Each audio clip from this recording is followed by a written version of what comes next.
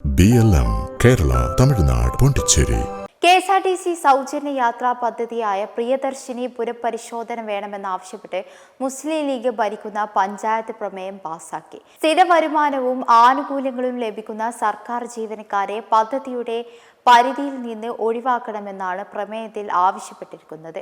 ഒതുക്കുങ്ങൽ പഞ്ചായത്ത് ക്ഷേമകാര്യ standing committee chairman കമറുദ്ദീനാണ് പ്രമേയം അവതരിപ്പിച്ചത്.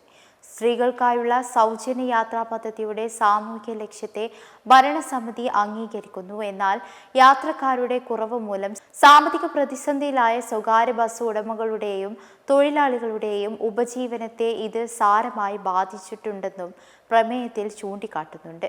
സ്ഥിര വരുമാനം സർക്കാർ ആനുകൂല്യങ്ങളും ലഭിക്കുന്ന സർക്കാർ ജീവനക്കാരെ ഈ സൗജന്യ യാത്രാ പദ്ധതിയുടെ പരിധിയിൽ നിന്ന് ഒഴിവാക്കണമെന്നും സാമ്പത്തികമായി കൂടുതൽ പിന്തുണ ആവശ്യമുള്ള വിഭാഗങ്ങളിലേക്ക് മുൻഗണനാപൂർവ്വം എത്തിക്കുന്നതിനുള്ള നയപരമായ സമീപനം സ്വീകരിക്കുന്നത് ഉചിതമാണെന്നും പ്രമേയത്തിൽ പറയുന്നുണ്ട്. ഇത്തരത്തിൽ ഇതാദ്യമായാണ് പദ്ധതി പുനഃപരിശോധന വേണമെന്നാവശ്യപ്പെട്ട് UDF-നുള്ളിൽ നിന്ന് തന്നെ ആവശ്യം പരസ്യമായി വരുന്നത്.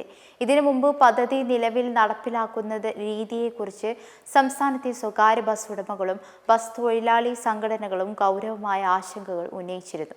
യാത്രക്കാരുടെ എണ്ണത്തിൽ ഉണ്ടായ കുറവ് മൂലം സ്വകാര്യ ബസ് സർവീസുകൾ സാമ്പത്തിക പ്രതിസന്ധി നേരിടുന്നതായും അതിന്റെ ഫലമായി സ്വകാര്യ ബസ് മേഖലയെ ആശ്രയിച്ച് ഉപജീവനം നടത്തുന്ന ബസ് ഉടമകൾ, ഡ്രൈവർമാർ, മെക്കാനിക്കുമാർ, മറ്റു അനുബന്ധ തൊഴിലാളികൾ എന്നിവർക്ക് വരുമാന നഷ്ടവും തൊഴിൽ സുരക്ഷാ പ്രശ്നങ്ങളും നേരിടേണ്ടി വന്നിരുന്നതായും വിവിധ സംഘടനകൾ പരാതിപ്പെടുന്നുണ്ട് എന്നും പ്രമേയത്തിൽ ചൂണ്ടിക്കാട്ടിയിട്ടുണ്ട്.